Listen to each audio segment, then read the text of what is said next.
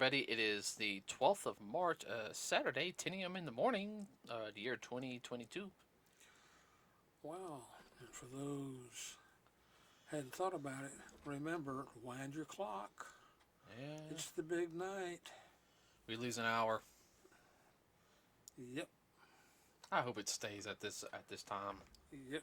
I really do. I mean, I know it's like, Oh, look at it's it. spring forward and it stays forever. Yeah, that extra hour of sunlight really does help. Oh, yeah. Well, people that gripe about it have them go back and check their history book during the Second World War until the end of the war, it was daylight savings time. Uh-huh. Mm-hmm. That was part of the war effort.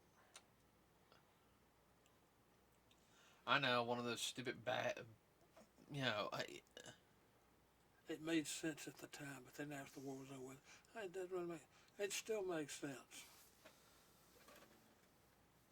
I know, yeah. We can get that into that. Yeah. Okay, everybody, part two of talking about the Batman. Now, this is going to be a little bit of slight rant on certain things, as well as talking about, like, any particular scene that really stuck out.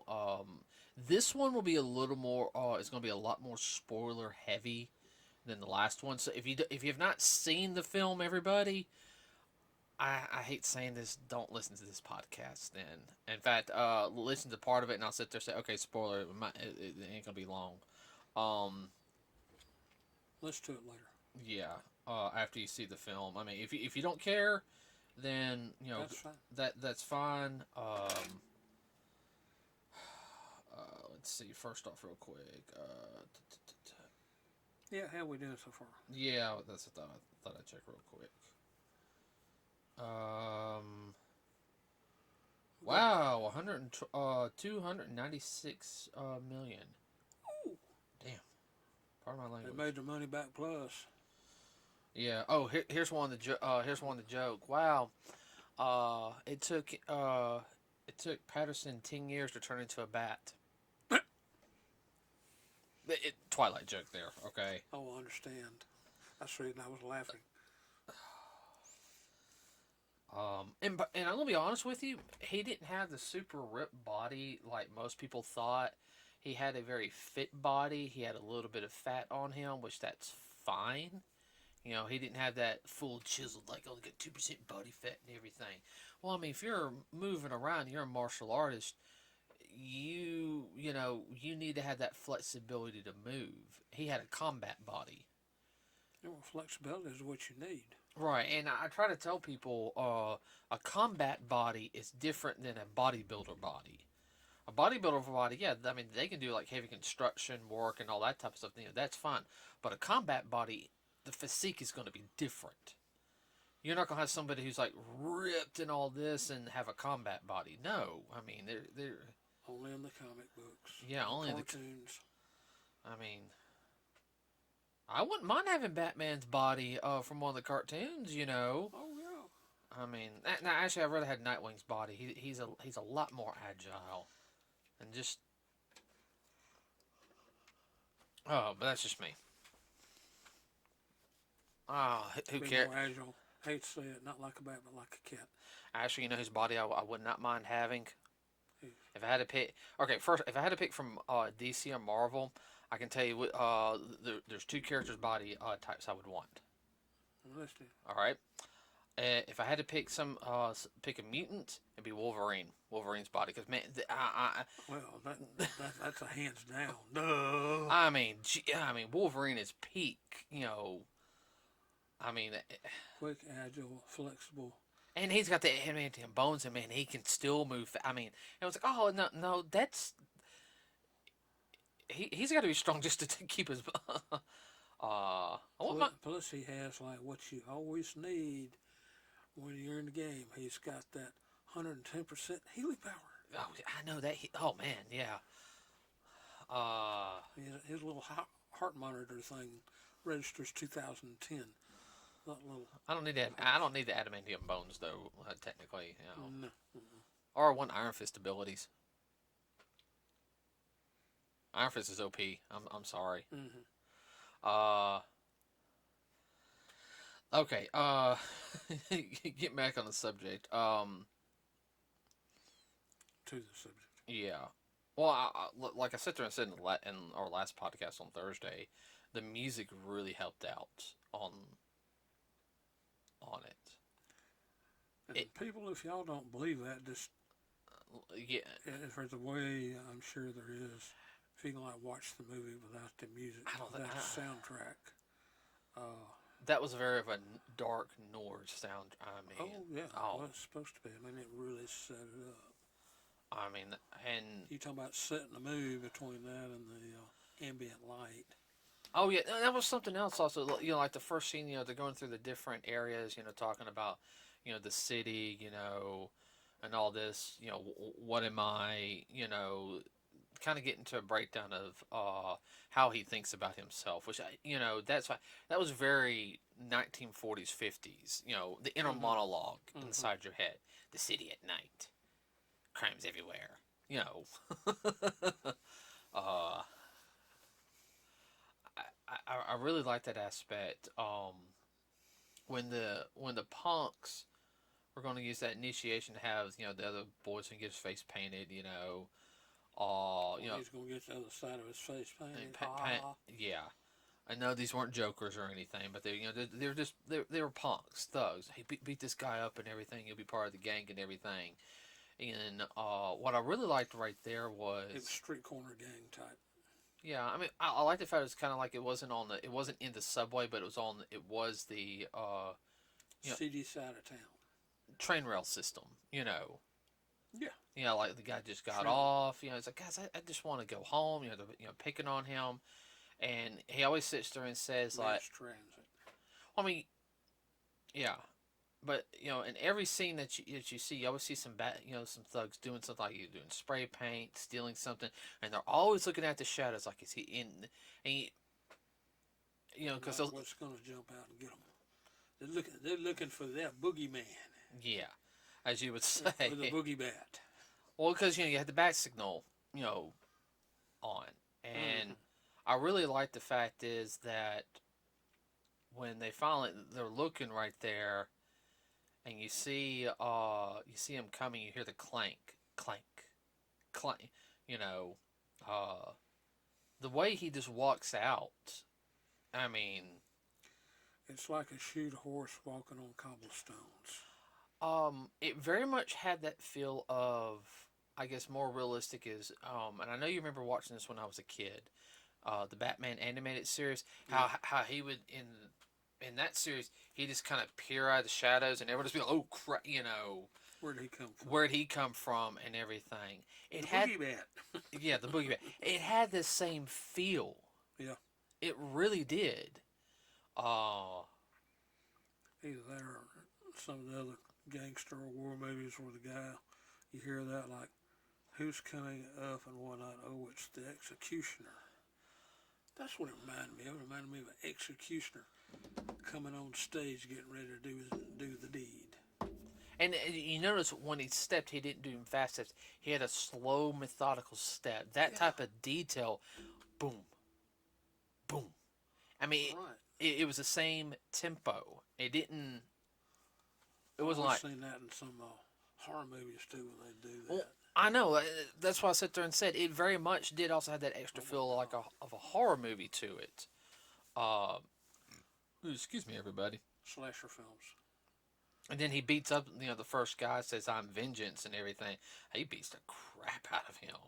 Like, bring it on. Okay. What I really liked is, we talked about this with the cinematographer, how that fight scene right there, it didn't do the damn close, pardon my language, close up quick cuts.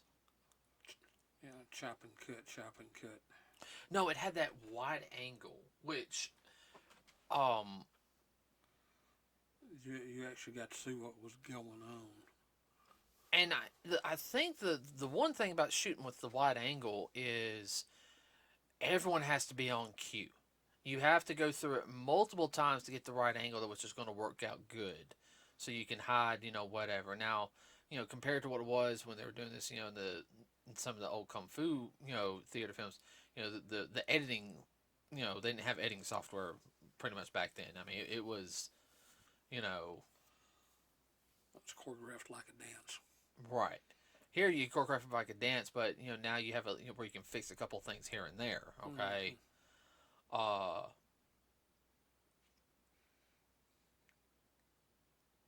I mean, just that right there was.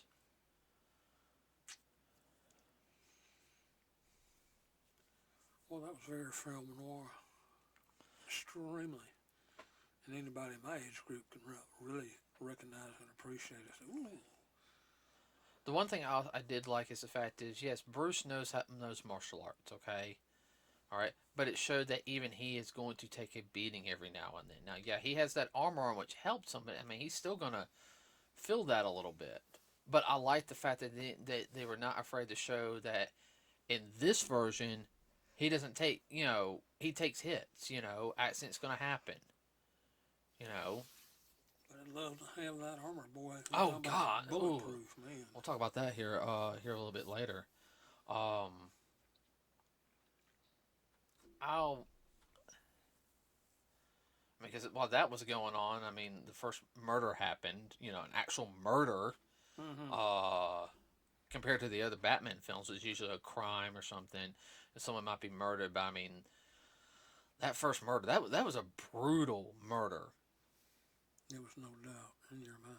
No, and I like the setup definitely near the end when they talked about the tool that was used to murder, how that cop knew what it was, and gets on to the bigger plan that was going to happen. Um, He was a good detective. oh no, it was very much a good detective. Yeah, that first murder scene though, I mean that was straight out of a horror movie. I mean that was, I mean you didn't even know he was there. Then he was there, and oh wow. Uh, And also showed how Batman, he looks at the big picture, not just at right exactly at the crime scene. The whole room is the crime scene. And that's what he was doing. He was observing everything in the area, oh when he not just where the body was. Oh, when he walked in on that Yes. scene, looking around, like some of the cops were like, "What is he doing here?" I guess that's the whole thing. Yeah, what is he doing? And he was finding clues. No, you bunch of dummies. Yeah. Well, it's also just like for the Batman, and so the personal touch because Bruce saw the little boy, and it's like, oh, that Been there, done that. I'm glad. I think it's kind of also that personal touch for him is like I've got to solve this for him, you know. Yeah. If anything, I gotta, Have a child here that lost his dad. yeah. And for what? hmm By whom? For what? I mean that set up the whole thing. It showed his humanity. That was the one thing I did take from the film, and also the fact is like the nightclub scene, how he walked in, how he handled everything. Just didn't appear out of nowhere. Like you said, he was very much human in this film.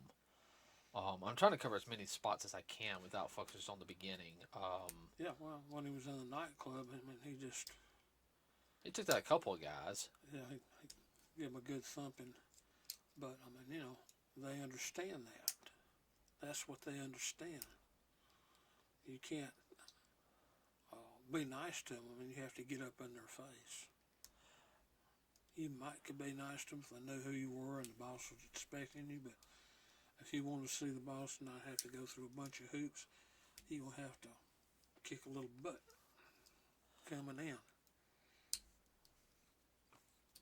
I will sit there and Make say your presence known.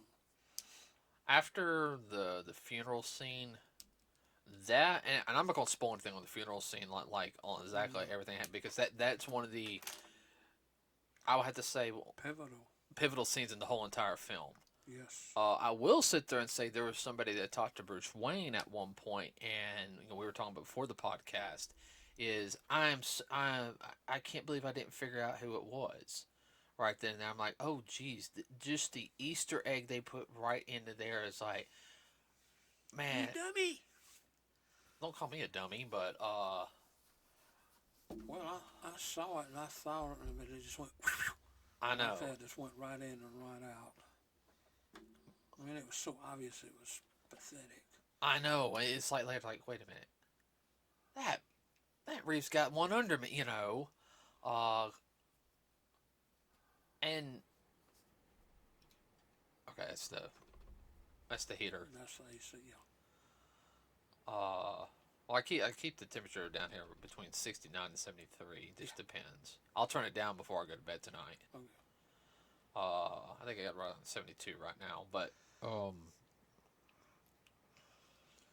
I mean that scene right there, the whole funeral scene, everything that happens there. I mean that was really unexpected. I didn't. I really, all joking aside, did not expect that. I think that's the reason why it just went in and went out. I mean, Being unexpected. well, not only that, I mean, just like the whole funeral scene, and I expected something to happen, but not at that magnitude of how they pulled it off. Yeah. That to me was, I mean, If it's not what we think it is, boy, they missed a good one. yeah. And everyone, the only reason why I'm not spoiling this scene is because I mean, this is like one of the big scenes in the whole, you know, Really. You need to really pay attention. tension. Yeah, I mean that the whole, There is a lot. There's a lot in there. and I mean you can sit there and tell there's very much influence about how the Catholic Church does their funeral scenes because you're in a bigger city, so there's a lot more Catholics in the bigger city. And a lot of your mobsters are pretty much Catholic, which is really weird to say. Well, yeah, this particular group, yeah. Yeah, and they're all going to pay their respects to even mobsters will pay respects to officials because hey, I might have been a bad guy, but I played golf with them, or whatever,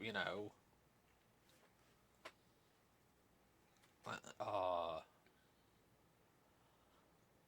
I will say, as it was building up, I could sit there and see how they were trying to really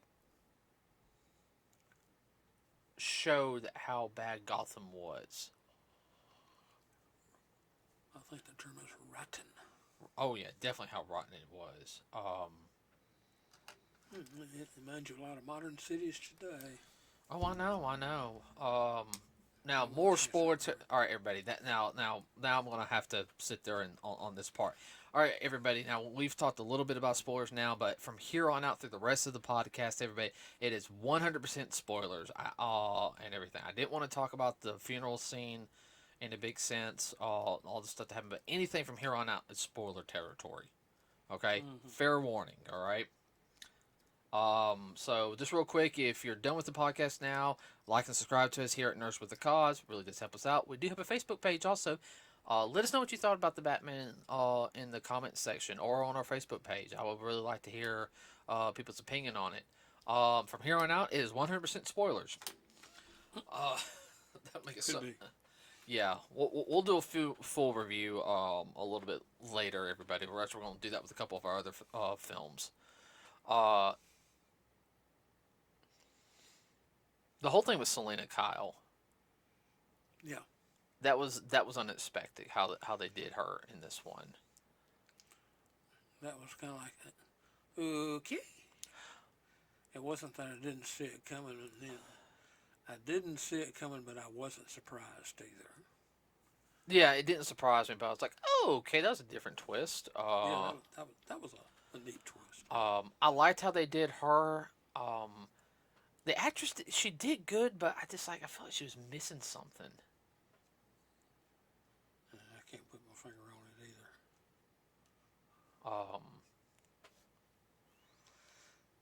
I know why she was there because you're supposed to help have the connection between Bruce and what's going on in Falcone because Falcone is one of the major people in it. One of the major bad guys. I will say that the introduction, they're thinking it's all about drugs, and of course they find the Penguin, trying to do a bust on him. And of course Selena's being impatient, mostly because one of her friends has been kidnapped. Which I understand that. Well, it was her roommate. Yeah, it was her roommate. Pretty much thought her like a little sister. And unfortunately, everybody she gets killed. Okay. I know what Bruce was trying to do. He's trying to tell her like, you're you're jumping the gun. You're going to get somebody killed. And of course, she's kind of in it for the money too, and that kind of pisses Bruce off. He got kind of pissed off at her. It's all for the money. Well, he tells her you don't want to go down that road, so there's no redemption on one hand, and it doesn't really make you feel any better on the other. It doesn't help. No, it doesn't. I would say with the Penguin getting away like he did, that was very much of, I was like, oh, an old fashioned car chase scene. And I'm sorry, the introduction to the Batmobile, or the Bat car, whatever you want to call it in this one, it wasn't the traditional Batmobile, everybody. It's just an old fashioned muscle car that's been souped up. Like all the other Batmobiles, it's always been like the jet engines and everything.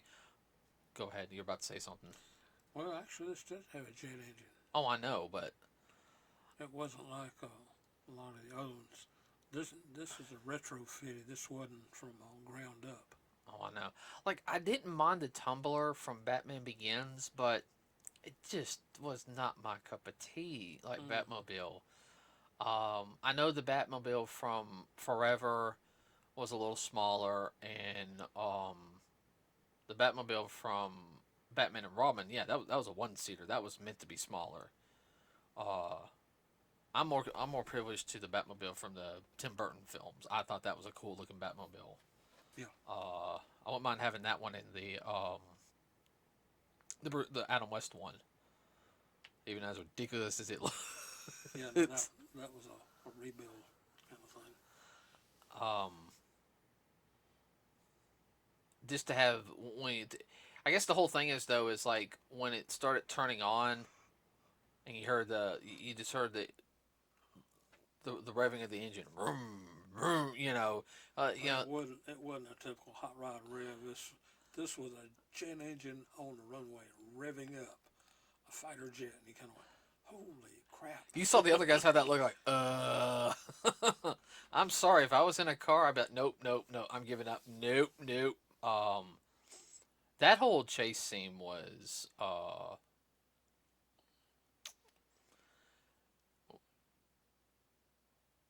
that was a good chase. I would like to, yeah, that took them a while to do. Yeah. Anybody seen the Fast and Furious, you'll love it. Oh yeah, definitely. But I don't think they did a lot of CGI. Like I think they do some CGI stuff with the Fast and Furious. I'm not 100% sure. Yeah. I know they do some on some of the stunts. Can't sit there and tell me, oh, we're gonna slingshot off the and bungee jump with the car like in the last one. I got so tired of seeing that trailer. I did. Those films not to be taken seriously. They're just fun rides. Oh, I know. You know what the worst thing is though about those films? Real quick, I feel like that's what G.I. Joe could have became if Paramount did it right. You could have a different team, and it'd just be like that. Doing some other stuff. I'm serious. They always want that. Saturday afternoon action flick. They should release like one every year, maybe even two. Different teams. Sorry, that's a rant for another day. That's a different subject. The whole scene though, where Penguin, because he's trying every which way to shake him. He's not caring about knocking people over, killing them. He's just trying to get away. It definitely has you on the edge of your seat because you kind of feel yourself like, is he gonna get through that scramble of cars or whatnot? How's he gonna do this? Oh, there's a couple times even I cringed, like between the two semis. I was like, I've been, all right. If you had never been there, boy. Or you had two semis start closing in on you. There's like a scene like that. You just kind of like, ooh, crap, I've been there. Been there in a small little car. It's kind of like, you sons of. You get squished like a bug. The one thing though that I think after Penguin gets like his car, tumbles, and he had some reinforcement on that. He did. Yeah, they've been armored up and all that. Had crash bars on the inside like you'd have in a race car. Well, I mean, if you're a mobster, I mean, yeah. Yeah, you want to armor it up a little bit. But him standing upside down. Yeah, if I'd been just an ordinary car without the build up on the inside, it mashed him like a bug. I think the whole thing is like right there. Also, before that happened, when you see the Batmobile come through those flames, hit him, he tumbles, and then you see Batman just walking, getting out of the Batmobile. Yeah.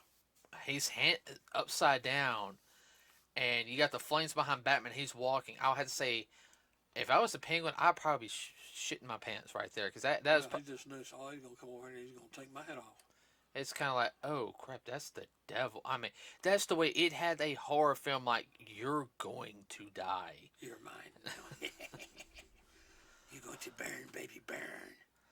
Yeah, I knew he was afraid of that too. He's gonna catch on fire. That wasn't even the end of the film, everybody. No. The whole thing on stopping Falcone, that was a pivotal part of the film, because that led up to the capture of the Riddler. Now, that whole hallway scene, though, where they're shooting at Batman, I found that was all practical effects. Mm-hmm. And people was like, "What were they shooting towards the head?" I was like, "You don't think in the panic, you shoot for the body, Shoot center of mass. And they had the most protection." Yeah. Bigger target. I would have to say, after they finally stopped the Riddler, because he's like, "I'm helping you," We just couldn't get. He's squirrely as they come. And he kept saying, "Bruce Wayne, Bruce Wayne." And all this other stuff. Batman's thinking, "Oh crap, the jig is up," and then we just didn't get Bruce Wayne. And he had that look like, okay, that's a. Dad, quit shaking. You're actually. Okay. Everyone, I'm sorry about that clicking. My dad shakes his legs sometimes.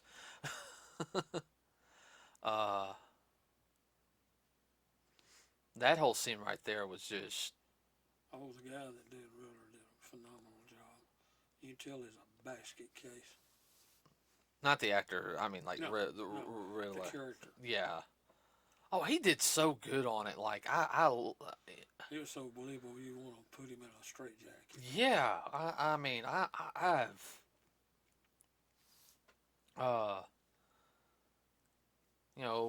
I really like the fact is, after they captured him, they go back to his master plan area, looking around how everything's starting to, and like he's seeing everything. Like, okay, wait, he left clues from the first crime scene all the way to the last one. What his master plan was. Mm-hmm. Everything. Like, Batman's looking at it like everything led up to. Yeah, I know that. What's funny is that one cop who didn't like him at the beginning is the one's like, "Oh, you're here," and everything is, okay, you're gonna be here. I can't really stop you. You're gonna kick my butt. You helped solve this. And what does he do? He goes, "Oh, that's smoother." And he's like, "What? My uncle's a carpenter and everything. That's used on carpet and everything." And he had that look like carpet. Two and two. Carpet. Oh, crap, Then it hits him like a bolt of lightning. Oh, I know some people said that last scene of, Gotham flooding and trying to stop the mayor and everything. That was unnecessary. I'm like, no, that's what kind of crazies he has to deal with. Well, Penguin is just a good old-fashioned thug. Gangster. Yeah, he's that's all he is. Uh-huh. He might be a little crazy, but most of those kind of folks are, but he's not completely insane. Riddler, yes, he had Riddler, he's insane. Now, I'm not going to explain. We're not going to explain the reason, everybody, on why he did it. Okay, he wanted to stop corruption. He was thinking he was helping Batman, but there's a reason why he and I don't want to spoil that aspect. But, the fact is he had all these other people who joined him because he was doing it over social media, which is also scary in this sense today, is that people on social media would follow somebody like that. I mean, that actually scares the stew. Thank you. The stew out of me. Okay, I don't know about you. there's too many little pajama boys that would, well, Heaven's Gate type people. You guys don't know what that is. That's an unfortunate, tragic event that happened in 1997. 39 people committed suicide on a cult. Yeah. Uh, so that's pretty much the way it came across. Also, he built his own cult. Yeah. And that's from the first I said, oh my God, that sounds just like Heaven's Gate. yeah, I thought of that. And that whole scene there, where even, and I understand where the current mayor is like, no, somebody needs to. I know she was trying to be brave and everything, but Gordon's kind of like, you idiot, you're a target. It's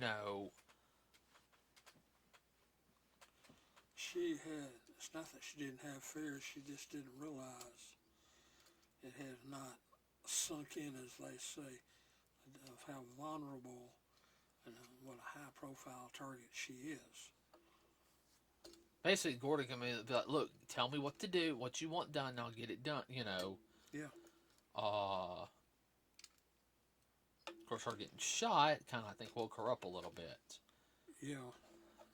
And then, of course, you got the whole Batman's there helping, beat the crap out of people. Slenda's there helping them. Gordon's taking people out, left and right. Other people, cops are trying to help, and protect the citizens. And Batman takes a beating, everybody. I mean, I want that armor. Well, point blank was a Double barrel shot. Gauge shotgun. It didn't even dent the armor. Nuh-uh, not that. Like, wow. That knocked the crap out of him, though. That'd be like getting hit with a sledgehammer. Actually, more than that. Probably about 600-700 foot-pounds of energy all at one time. Bam. I mean, after everything's said and done, one guy had a high-powered hunting rifle. Shot him. Yeah. All it did was just knock him down. And he got up and did something, Yeah. You use his grapple. Oh God! Right through the legs with the grappling guns. Ooh, God! Ooh. That hurts. I love the jump down from the ceiling though, when he broke through the glass ceiling coming down. I was like, okay, that's definitely Batman, right? Right there. Quintessential Batman. And the big thing is, I will say about this one is Bruce, Batman, however you want to call him, actually gets down and saves people's lives. Like, it shows him, like, he really, this is kind of his wake up moment.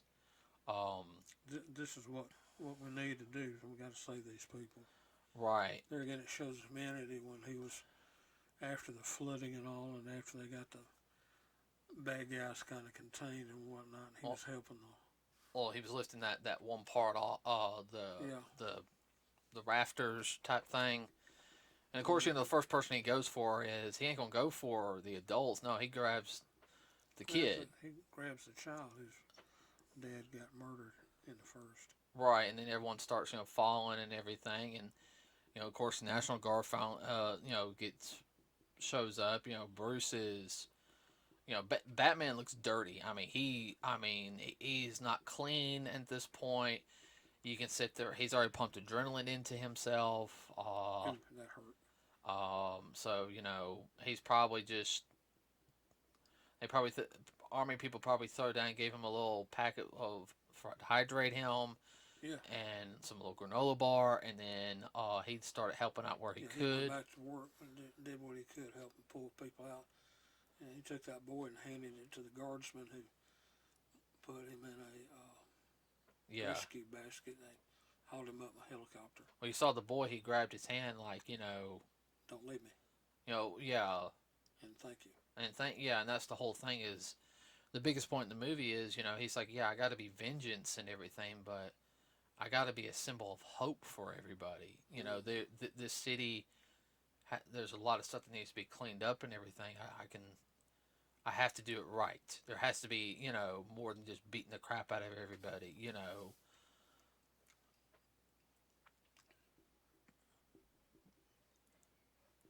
You're a symbol of fear, but a symbol of hope at the same time. That's what they call a hero. Yeah, it pretty much just was a hero's journey Yeah, type of film. yeah.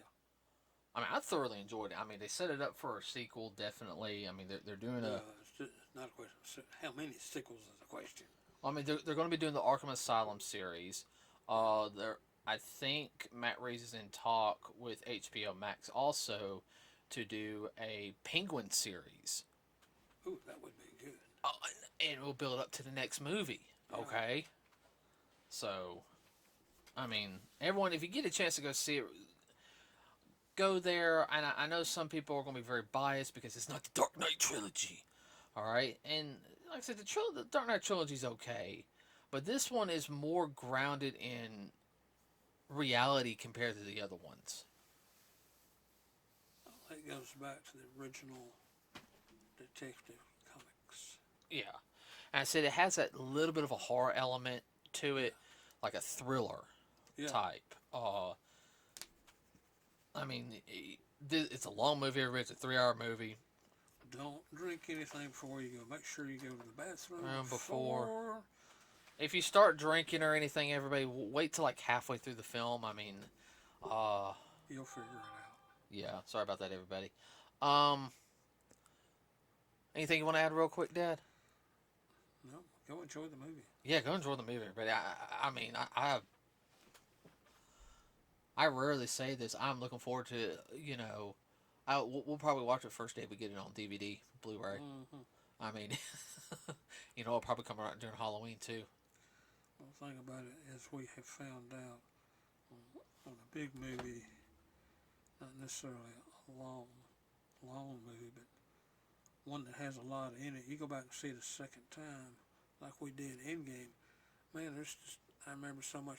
Wow, I didn't see that the first time. Or, oh, I kind of remember that. Oh, that's how that fits to this. Man, I mean, all the pieces really fit together after seeing it the second time. Oh yeah. And I think that'll be the same thing with this movie.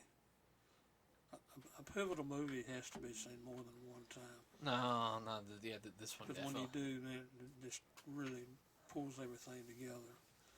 Also helps you to kind of, I know what they're going to do next. They're going to do this, this, and this. And that's happened, what, 9 out of 10 times? Yeah, yeah. Okay, everybody, that'll be it because we'll be on for like at least another 20 minutes or so. We're running out of power. Like and subscribe to us here at Nerds with Cause, everybody. It really does help us out. You can comment below. We also have a Facebook page, everybody. We'll be back on Thursday. Have a wonderful rest of your weekend. Be safe out there. We are out.